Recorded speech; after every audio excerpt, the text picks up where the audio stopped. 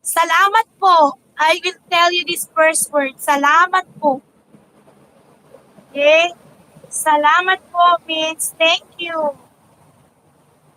We always connect it with po because this is the sign of our respect. Filipino, because we love to respect by using po or opo in our language. The right word of thank you is salamat.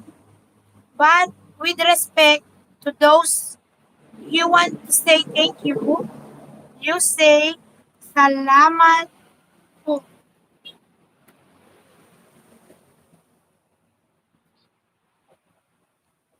Yeah, Riley Abdullahi, that's my son.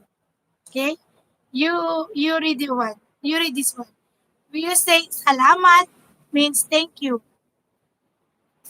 If you say salamat to everyone, same older ones or younger ones, anybody,